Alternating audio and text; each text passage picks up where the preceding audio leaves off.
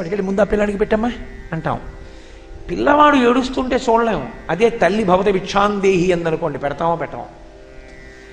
అమ్మ మేము మనుష్యులం, అమ్మ స్వార్థపరులం. పిల్ల ఏడుస్తుంటే చూడలేక అన్నం పెడతాం.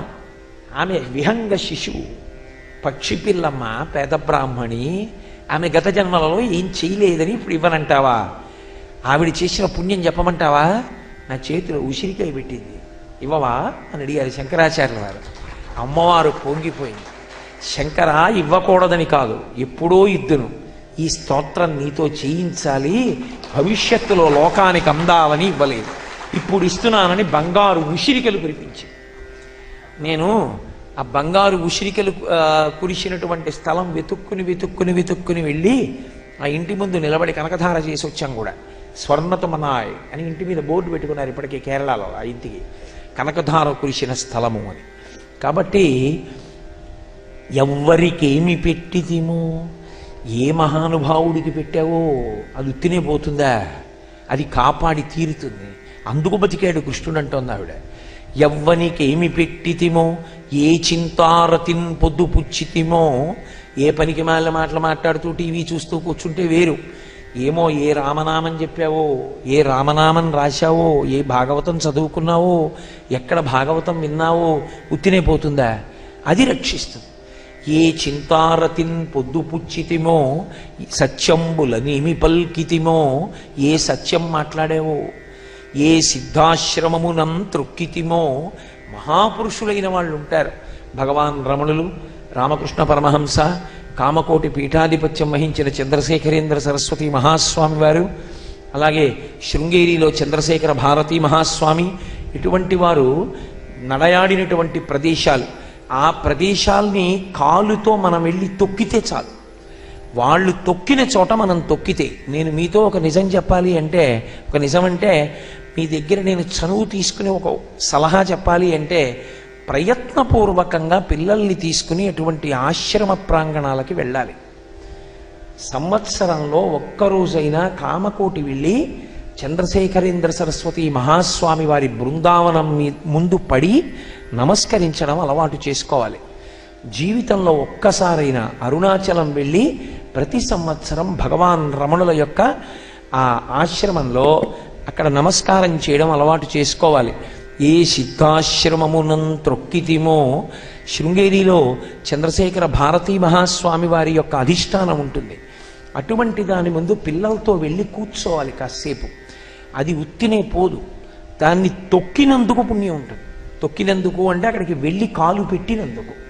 ఏ సిద్ధాశ్రమమునం త్రొక్కితిమో, ఇప్పుడు చూడగంటిమి చటన్ కృష్ణార్భకున్ నిర్భయున్. అర్భకుడైన కృష్ణుడు చనిపోకుండా మాకు దక్కాడు అంటే ఏదో చేశాం గతంలో ఇలాంటి పుణ్యం. అంటే అన్యాపదేశంగా పోతన గారు మనకి చెప్పించారు. చెప్పించి మనం జీవితంలో పాటించవలసినటువంటి విషయాన్ని భాగవతంలోకి తీసుకొచ్చి క్రోడీకరించారు. ఆ విధంగా తృణావర్తోపాఖ్యానమునందు ఆ తృణావర్తుడన్న రాక్షసుణ్ణి శ్రీకృష్ణ పరమాత్మ భంజించాడు. అయితే ఇందులో ఆంతరమైనటువంటి విశేషమేమి అంటే, తృణము అంటే గడ్డి పరక, ఆవర్తము అంటే తిరుగుట. ఒకడు గడ్డి పరకంత చులకన ఎప్పుడైపోతాడంటే కాలానికి ఎప్పుడు చులకనవుతాడంటే, కోరిక ద్రవ్యము ఈ రెండిటినీ పక్క పక్కన పెట్టుకుని బతికిన వాడు ఎవరుంటాడో వాడు తృణమైపోతాడు. కోరిక సాధనమునకై వెంపర్లాట. నాకు కోరిక పుట్టింది అనుకోండి, ఏదో టీవీ ఉండాలి, పరిగెత్తాను తెచ్చాను. కలర్ టీవీ ఉండాలి, మళ్ళీ పరిగెత్తాను తీసుకొచ్చాను. వీసీఆర్ ఉండాలి, పరిగెత్తాను తీసుకొచ్చాను. పట్టుబట్టలు ఉండాలి, పరిగెత్తాను తీసుకొచ్చాను. సొంతిల్లు ఉండాలి, పరిగెత్తాను తీసుకొచ్చాను. ఇప్పుడు తృణమై గడ్డి పరకనై కోరిక మీద కోరిక అంటే గృహస్థుకి కోరికలు ఉండకూడదని నేను అంటలేదు. ధార్మికంగా ఎక్కడ వరకో అక్కడ వరకే. అంతు లేకుండా మీరు ఒక్కటి ఆలోచించండి, సృష్టిలో సమస్త ప్రాణులు కూడా బిడ్డలకి వాటంతట వాటికి ఆహారం సంపాదించడం నేర్చుకుంటే అవి ఇక స్వతంత్రంగా వదిలేస్తాయి. వదిలేసి తమ జీవితం తమది. మనుష్యుడు మాత్రం డబ్బన్న ఒకే ఒక్క మాటకి లొంగిపోయి దానికి అంతెక్కడుంది అసలు? ఎన్ని కోట్లు సంపాదించేసినా సరే ఇంకా సంపాదిస్తూనే ఉంటాడు, తీసుకెళ్ళి దాస్తూనే ఉంటాడు. జీవితం ఉండిపోతుందా? అయిపోతుంది. ఎప్పుడో అప్పుడు కాలప్రవాహంలోనే వచ్చి మృత్యువు గ్రసించేస్తుంది. నువ్వు సంపాదించింది వారసులకు వెళ్ళిపోతుంది. నీ జీవితం ఆ తర్వాత ఎన్ని కోట్ల జన్మలు వెళ్ళిపోతావు. అప్పుడు ఇక రక్షించేవాడు ఉండడు. మళ్ళీ ఎప్పటికి మనుష్య జన్మ వస్తుంది? మళ్ళీ ఎప్పుడు చేస్తావు పుణ్యకార్యం? ఎలా సాధ్యం? అందుకే డబ్బు సంపాదించవద్దు అని గృహస్థు విషయంలో అనరు. గృహస్థు విషయంలో గృహస్థు డబ్బు సంపాదించవలసిందే, కానీ ధార్మికమైనటువంటి సంపాదనతో తృప్తితో కూడినటువంటి జీవనం ఉండాలి. తనకి వచ్చిన దాంతో సంతోషంగా జీవితం గడపగలగాలి. అంతేకాని కోరికలు విపరీతంగా పెరిగిపోయినప్పుడు వాడు తృణమైపోతాడు. సంపాదన లేకపోతే గృహస్థుకి చాలా ప్రమాదం. గృహస్థాశ్రమంలో ఉన్నవాడు సంపాదన లేకుండా ఉండకూడదు. సన్యాసికి సంపాదన లేదు, సన్యాసి సంపాదించకూడదు. గృహస్థు సంపాదించకుండా ఉండకూడదు. అందుకే మాతా నిందతి నాభినందతి పితా భ్రాతా న సంభాషతే భృత్యకుప్యతి నానుగచ్చతి సుత కాంతాపి నాలింగతే అర్ధప్రార్థన శంకయా న కురుతే సల్లాపమాత్రం సుహృత్ తస్మాత్ నైతికమర్థమార్జన శృణు సఖే విత్తేన సర్వే వశాః. మనకి తెల్లవారు లేస్తే శాస్త్రం చెప్తోంది మాతా నిందతి. డబ్బు సంపాదించకపోతే కొడుకు తల్లి చూసి అభినందించదు. ఏమిట్రా ఇంత పెద్దవాడయ్యాడు, వాళ్ళ నాన్నకో రూపాయి సంపాదించి పడవు అంటుంది. నాభినందతి పిత. తండ్రి నాన్న రారా అని సంతోషంగా పక్కన కూర్చోబెట్టుకోడు. నాభినందతి పిత భ్రాతా న సంభాషతే. అన్నదమ్ములు మాట్లాడరు. ఓ రూపాయి సంపాదించాడు కానీ మాతో పాటు పెరుగన్నం తింటాడంటారు. భ్రాతా న సంభాషతే భృత్యకుప్యతి. సేవకుణ్ణి పిలిచి పని చేయమన్నారు అనుకోండి, మీ అన్నయ్య గారంటే డబ్బిస్తాడు, నువ్వు రూపాయి ఇవ్వకపోయినా పనులు మాత్రం చెప్తావా అంటారు. నానుగచ్చతి సుత. తండ్రి కష్టపడి ఇంటికెడితే కొడుకు మంచినీళ్ళ చెంబు పట్టుకుని వీధిలోకి రాడు, నాన్నగారండి కాళ్ళు కడుక్కోండి అని. నానుగచ్చతి సుత కాంతాపి నాలింగతే. ప్రేమ మీర భార్య కూడా కౌగిలించుకోదు. కాంతాపి నాలింగతే అర్ధప్రార్థన శంకయా న కురుతే సల్లాపమాత్రం సుహృత్. సుహృత్ ఆయన చాలా మంచివాడు. ఆ స్నేహితుడి తప్పు కాదు, చాలా మంచివాడు. అంత మంచివాడైనా వీడి ఇలా వస్తుంటే సందులోంచి పని లేకపోయినా పక్క సందులోకి వెళ్ళిపోతాడు. ఎందుకు వెళ్ళిపోతాడంటే అర్ధప్రార్థన శంకయా న కురుతే సల్లాపమాత్రం. కనబడితే డబ్బు అడుగుతాడేమోనని ఏమో బాగున్నావా అండవు, పక్క సందులోకి వెళ్ళిపోతాడు. మంచి స్నేహితుడైనా కూడా నాకు రుతే సల్లాపమాత్రం సుహృత్ తస్మాత్ నైతికమర్థమార్జన శృణు సఖే. ఓ సఖే, స్నేహితుడా, నీతి తప్పకుండా సంపాదించు. నైతికమర్థమార్జన శృణు సఖే విత్తేన సర్వే వశాః. ధార్మికంగా సంపాదించినటువంటి డబ్బు నీ కోరికలన్నీ తీరేట్టు చేస్తుంది. ధర్మం తప్పి సంపాదించి తెచ్చుకున్న డబ్బు నెత్తురు ఓడ్చేస్తుంది. దాని జోలికి వెళ్ళకు. సంపాదించడం మానవద్దు. గృహస్థుకి ఉపదేశం చేసింది శాస్త్రం. కాబట్టి డబ్బు సంపాదించు. అర్థమనర్థం భావయ నిత్యం అంటారు శంకరాచార్యులు వారు భజగోవిందంలో. అంతేగాని అదే పనిగా డబ్బే డబ్బే డబ్బే డబ్బే అంటే నీకు కళ్ళజోడు వచ్చేస్తుంది, జుట్టు తెల్లబడిపోతుంది. ఆఖరికి 60 ఏళ్ళు వచ్చేసిన తర్వాత రిటైర్ అయిపోయిన తర్వాత అప్పుడు పూజకి వెళ్ళి కూర్చుని ఏమండి ఆచమనం చేయండి అంటే ఏం చెప్పాలండి అంటే ఎంత అసహ్యంగా ఉంటుంది అది.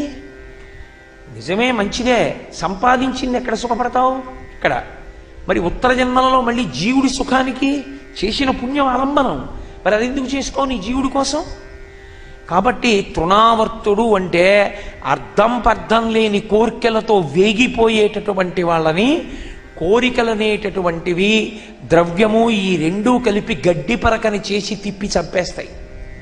అటువంటి సమయంలో కృష్ణుని పాదములు పట్టుకుంటే ఆ ఆశ అర్థం పర్థం లేని జీవితానికి చుక్క పెట్టి వాణ్ణి భక్తి మార్గంలోకి మళ్ళిస్తాడు. అప్పుడు పరమ సంతోషంగా శాంతితో జీవనం చేయగలుగుతాడు. ఒక్కటి జ్ఞాపకం పెట్టుకోండి, డబ్బు అన్న మాట విషయంలో ఇంత ఉంటే శాంతిగా ఉంటాడన్న మాట లోకంలో లేదు. అందుకే డబ్బు ఎంత ఉండాలి అని అడిగారు, కాలి చెప్పు అంత ఉండాలి అని చెప్పారు. నా దగ్గర 1000 రూపాయలు ఉన్నాయని నా కాలు ఎంత ఉంటుందో అంతకన్నా పెద్ద చెప్పు కొనుక్కుంటానా? నా దగ్గర ఓ 10 రూపాయలు తక్కువ ఉన్నాయని నా కాలు కన్నా ఓ అంగుళం చిన్న చెప్పు కొనుక్కుంటానా? నా పాదం ఎంత ఉంటుందో చెప్పు అంత కొనుక్కుంటాను.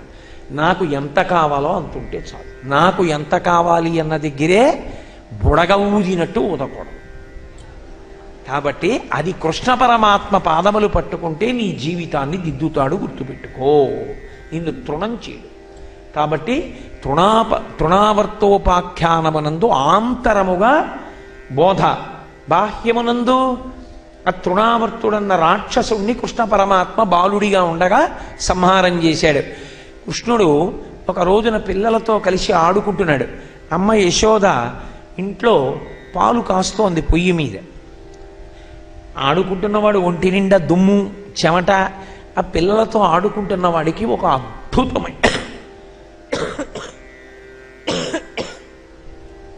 ఒక అద్భుతమైన లీల చెయ్యాలి అని అనిపించింది. అది శాశ్వతమై ఏ లీల విన్నంత మాత్రం చేత జీవకోటి తరించిపోతుందో అటువంటి లీల చెయ్యాలనుకున్నాడు పరమాత్మ. ఒక్కసారి ఆడుకుంటున్నవాడు పరుగున లోపలికి వచ్చాడు. అమ్మ పెరుగు చిలుకుతోంది. ఎందుకని అంటే గొల్లవారికి అదో ప్రత్యేకమైనటువంటి విశేషం. వాళ్ళకది పరమ పవిత్రమైనటువంటి కర్మ. దదిమధనం చేసేటప్పుడు పెరుగు చిలికేటప్పుడు ఎలా పడితే అలా ఉండరు వాళ్ళు. ఎందుకంటే వాళ్ళ ఐశ్వర్యం అంతా అదే. ఇప్పుడు ఓ బ్రాహ్మణుడు ఉన్నాడు అనుకోండి, ఆయనకి అత్యంత ప్రధానమైనది ఏది? పంచాంగం. పంచాంగం ముట్టుకునేటప్పుడు ఎలా పడితే అలా ముట్టుకోరు. ఓ జాతకం చేత్తో తీసుకునేటప్పుడు ఎలా పడితే అలా తీసుకోకూడదు.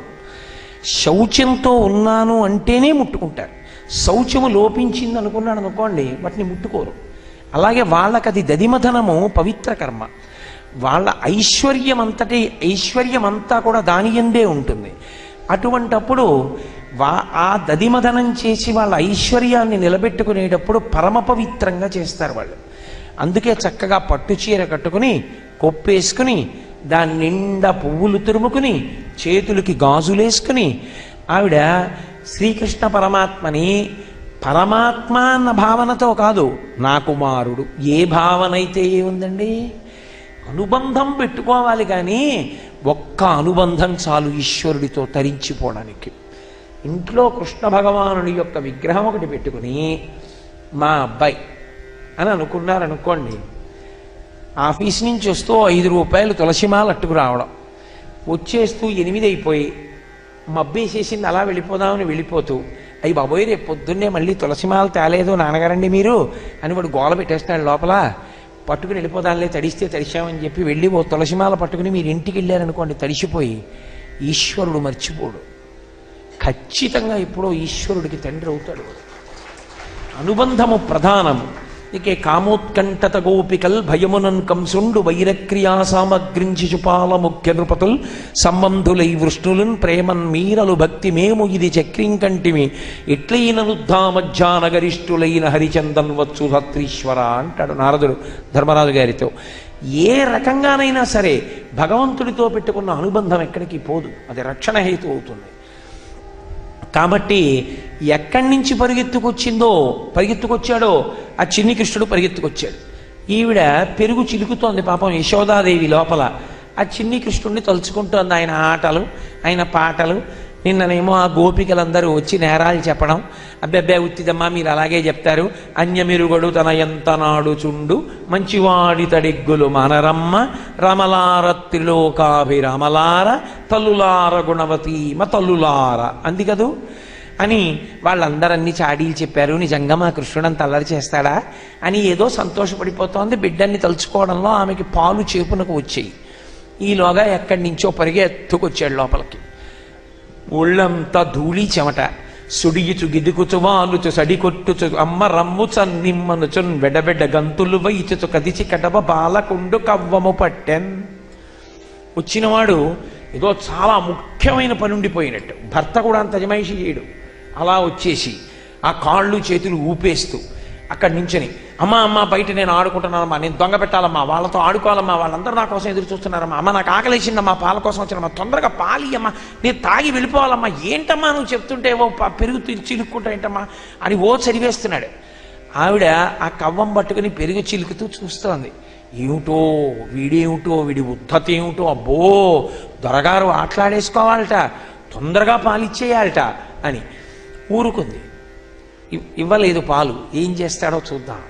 ఆ చిన్న పిల్లాడు అలా అదిరి పడిపోతూ మాట్లాడుతూ పెనివిలు కదిలిపోతుంటే, బుగ్గలు ఊగిపోతుంటే ఆ యశోదకి సంతోషం వేసింది. చూస్తూ మాట్లాడినిస్తే ఆయన ఏం చేశాడు, ఈ పెరుగు చిలకడం వల్లే కదా నాకు పాలు ఇవ్వట్లేదు, ఈ పెరుగు చిలుకుతున్న కవ్వాన్ని ఆపేస్తానని వెళ్ళి ఆ కవ్వం పట్టుకున్నాడు. కవ్వం తిరుగుతూ ఉంటుంది. తిరుగుతున్న కవ్వాన్ని పూల పొట్లం లాంటి చేత్తో పిల్లలు పట్టుకున్నారనుకోండి, ఆ చెయ్యి ఒరుసుకుంటుంది. అది ఒరుసుకుంటుందేమో పిల్లాడికని తల్లి సహజమైన ప్రేమ యశోదది. యశోదకి ఆయన కొడుకన్న భావన. ఆవిడ ఆపేసింది కవ్వాన్ని. అదేం పెద్ద ఆపేసినా కూడా కొంతసేపు తిరిగి ఆగడం అలా ఏముండదు. కవ్వం తాడు తిప్పడం ఆపేస్తే కవ్వం ఆగిపోతుంది. కవ్వం ఆగిపోయింది. ఆవిడేం చేసింది, అంత ఆకలిస్తోందా, ఆడుకుంటున్నావా రా అని ఆవిడ ఒళ్ళో పడుకోబెట్టుకుని ఆవిడ స్తన్యాన్ని నోట్లో పెట్టి పాలిచ్చి కృష్ణుడికి తాగిస్తోంది. కడుపారం చనుబాలు త్రావని శిశున్ కంజాక్షపీఠమ్ముపై నిడి ప్రొంగారెడు పాలు దించుటకునయ్యే గంగ తద్బాలుండెక్కుడు కోపంబున వాడిరాతి తదిమత్ కుంభంబు పోగొట్టి తింపడరన్ కుంభములోని వెన్నతిని విద్యాసంకులద్భాష్పుడై. అమ్మ పాలిస్తోంది, తాగుతున్నాడు. తాగుతూ ఉండగా, నేను నిన్న చెప్పే కదా దాలి మీద పెడతారు పాలని, ఆ పాలు పొంగి అయ్యయ్యో పాలు పిడకల మీద పడిపోతాయి, అనవసరంగా నిష్కారణంగా పోతాయని ఆ సగం పాలు తాగుతున్న పిల్లాన్ని కిందకి దింపేసి ఆవిడ గబగబా వెళ్ళి ఓ బట్ట పట్టుకుని ఆ కొండ కిందకి దింపేసి వద్దామని ఇలా దింపి వస్తాను. అంతే, సగం పాలిచ్చి కిందకి దింపేసింది కదా. కడుపారం చనుబాలు త్రావని శిశుం కంజాక్షి పీఠమ్ముపై నిడి. పీటలు ఉంటాయి అక్కడ, ఆ పీట మీద పెట్టి కొండ పెరుగు చిలుకుతూ ఉంటారు. పీఠమ్ముపై నిడి ఆ పీట మీద పెట్టి పొంగారెడు పాలు దించుటకునయ్యే గంగ, ఆ పాలు దింపడానికి వెళ్ళింది యశోద. ఎక్కడ లేని కోపం వచ్చేసి, నన్ను మధ్యలో దింపేసి నువ్వు వెళ్ళిపోతావా, నా కడుపు నిండకుండా అని ఆగ్రహం వచ్చేసి ఓ పెద్ద రాయి ఒకటి తీసుకున్నాడు. రాళ్ళు ఎందుకుంటాయంత సిద్ధంగా అక్కడ అంటే, ఈ కుండ కవ్వంతో చిలుకుతున్నప్పుడు అటు ఇటు కదిలితే కవ్వం తగిలిందనుకోండి, దాని యొక్క అంచుకి కుండ బద్దలైపోతుంది. అందుకని కుండ అస్సలు కదలకూడదు, స్థిరంగా ఉండాలి. అది కదలకుండా ఉండడానికి ఏం చేస్తారంటే రాళ్ళు కొంచెం చుట్టూ దాపు ఉంచుతారు. అందుకని రాళ్ళు ఉన్నాయి అక్కడ. ఆ రాయి ఒకటి తీసుకున్నాడు. అత్త మీద కోపం దుట్ట మీద చూపించారంటారు. అలా అమ్మ వెళ్ళి పాలు దించడానికి వెళ్ళింది. ఈయనకి కోపం వచ్చేసి చెప్తానుండు అని ఆ వెన్న పడిందంటారు, అంటే వెన్న పైకి తేలుతూ ఉంటుంది. అలా వెన్న పైకి తేలుతున్నటువంటి ఆ పెరుగు కుండకేసి రాయిని కొట్టాడు. కుండ బద్దలైపోయి ఆ మజ్జిగంతా కారిపోయి ఆ వెన్న ముద్దలన్నీ నేల మీదకి వచ్చేస్తే చూశాడు. బద్దలు కొట్టేయడం అంటే తొందరగా బద్దలు కొట్టేశాడు. కానీ ఇప్పుడు ఆవిడ వెనక్కి తిరుగుతుంది, పాలు దింపి వెనక్కి తిరిగితే ఊరుకుంటుంది ఏమిటి? పిల్లాడు పెరుగుకుండా బద్దలు కొట్టేశాడని కోపం రాదు. పైగా ఇంట్లో ఏమైనా ఒలకపోసేస్తే పర్వాలేదు, తెలిసి తెలియని భర్త ఖచ్చితంగా ఇంకా ఇద్దరూ ఆఫీస్కి వెళ్ళిపోవాలి, భార్యాభర్తలు ఇద్దరు ఉద్యోగం. మంచి చిక్కటి మజ్జిగ పాపం ఆవిడ అక్కడ పెట్టి ఏదో చలవ చేస్తుందని మజ్జిగ పుచ్చుకుని వెళ్ళండి ఆఫీస్కి అని చెప్పి అక్కడ పెట్టింది అనుకోండి. తాగపోగా కింద పారేసి అక్కడి నుంచి అదంతా తుడిచేయడానికి ఒక గుడ్డ పట్టుకుని ఆవిడ వచ్చే లోపల తుడుస్తున్నాడు అనుకోండి. నా ప్రారంభం మజ్జిగ ఎక్కడన్నా తుడుస్తారండి, దాని మీద ఏ పిండో వేసి వస్తాలి, కానీ ఇంకా జిడ్డైపోతుందండి, కాలు జారి పడిపోతాం అని తల కొట్టుకుంటుంది. మజ్జిగ కింద పడితే యాతన, ఎందుకంటే దాని జిడ్డు ఉండిపోతుంది. చాలా కష్టం మజ్జిగ కింద పడితే తుడుచుకోవడం. మళ్ళీ తడి తగిలిందో ఇక్కడ వేసిన కాలు అక్కడికి పోతుంది. కాబట్టి ఆ మజ్జిగంతా ఒలికిపోయింది. ఇప్పుడు ఊరుకుంటుంది. ఆ పైగా వాళ్ళ ఐశ్వర్యం అది. అందుకని ఎక్కడ అమ్మ వెనక్కి తిరిగి చూస్తుందో, ఎక్కడ పట్టుకుంటుందో, ఎక్కడ కొడుతుందో అని బెంగపెట్టుకున్నాడు. పోనీ అక్కడతో పోయిందా ఈ సన్నివేశం అంటే, నిన్ననొచ్చిన గోపకాంతలు ఉన్నారు కదా, వాళ్ళు పొద్దుటి నుంచి ఈ వ్యవహారం మీదే ఉన్నారు. ఏదో ఒకటి చేయకుండా ఆయన ఎందుకుంటాడు? ఏనుగు తొండం చిన్ని కృష్ణుడు ఊరుకుంటారా? ఏదో ఒకటి చేస్తాడు. కాబట్టి ఏం చేస్తుందో చూద్దాం యశోద. ఇప్పుడు కుండ బద్దలు కొట్టాడుగా, ఎలా పట్టుకుంటుందో చూద్దాం. నిన్న అడిగిందిగా పట్టుకోపోయారా అని, ఇప్పుడు పట్టుకుంటుందేమో చూద్దాం. ఆయన ఏం చేశాడంటే అమ్మ వెనక్కి తిరిగి వచ్చే లోపల ఈ వెన్నముద్ద చేత్తో పట్టుకుని ఆడుకోవడానికి వీధిలోకి వెళ్ళాడు అనుకోండి. ఇందాక ఆడాలన్నాడు, అక్కడే ఉండుంటాడని చెప్పి ఆ పిల్లల దగ్గరికి ఎడుతుందేమోనని ఇంకో ఇంటి దగ్గరికి వెళ్ళిపోయాడు. అంటే ఈ ఇంటికి ఆ ఇంటికి మధ్యలో హద్దు, ఓ గోడ, దాని మీద ఏదో పెద్ద చెట్టు, ఆ గోడ మీద, ఆ గోడ పక్కన అక్కడ ఈ దంపుకోవడానికి ఉపయోగించేటటువంటి కొయ్య రోళ్ళు ఉండేవి పూర్వం. ఆ రోలు ఒకటి తిరగేశాడు. ఈ కింద పడిపోయిన వెన్నముద్దోడి చేత్తో పట్టుకున్నాడు. పట్టుకుని అక్కడికి వెళ్ళి రోలు తిరగేశాడు. రోలు తిరగేసి అది ఎక్కాడు. ఎక్కి ఓ కోతి ఒకటి వచ్చింది. ఏ అవతారంలో ఉన్నా ఆయనకి వానరాలతో సంబంధం. ఆ కోతికి కొంచెం వెన్నబెడుతున్నాడు, తను కొంచెం తింటున్నాడు, వెనక్కి తిరిగి చూస్తున్నాడు, దొంగ ఏడుపు ఏడుస్తున్నాడు. ఆవిడ పాపం పాలు దించి వచ్చే లోపల ఇంత జరిగిపోయింది.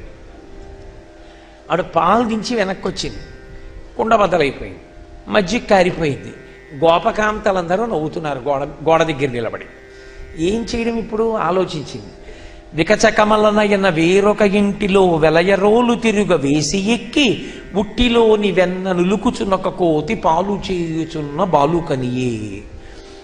పక్కింటి దగ్గరికి వెళ్ళి గోడ దగ్గర కొయ్యరోలు తిరగేసి దాని మీదకెక్కి ఉట్టిలో ఉన్నటువంటి వెన్నని కోతికి పెట్టి మధ్య మధ్యలో దొంగేడుపులు, అమ్మ అమ్మ నువ్వు నాకు పాలు ఇవ్వలేదమ్మా, నాకు ఆకలిస్తోందమ్మా, ఆడుకోవడానికి వెళ్దాం అనుకున్నానమ్మా, మధ్యలో ఇవ్వలేదమ్మా అని ఒకసారి ఇలా వెనక్కి తిరిగి చూసుకుని అమ్మ రాలేదులే అని చెప్పి కోతికి పెట్టి మళ్ళీ కాసేపాకి మళ్ళీ వెంటనే వెనక్కి తిరిగి, అమ్మ నువ్వు నాకు పాలు ఇవ్వలేదమ్మా, నాకు ఆకలిస్తోందమ్మా అని దొంగదండకాలు జరుగుతున్నటువంటి కృష్ణుణ్ణి చూసింది.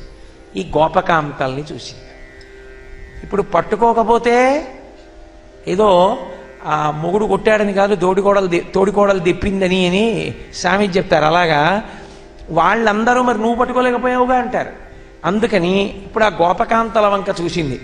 లాలనమున బహుదోషము లూలింప్రాపించు తాడనోపాయములన్ చాల గుణంబులు కలుగును తాడనంబె బాలు రకును పద్యంబరయన్. లాలనమున బహుదోషము, నా పిల్లాడు నా పిల్లాడు నా పిల్లాడని ముద్దు చేస్తే ఏదో రామరాయల వారు అంటాడు, ముదుసలి ఇంటి దీపమని ముద్దుడు మూర్ఖుడు కాడు అంటాడు.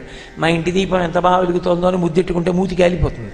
అలా కొడుకు కొడుకు అని చెప్పి ఎంత అల్లరి చేస్తున్నా ముద్దు చేస్తే ఆ పిల్లాడు పాడైపోతాడు.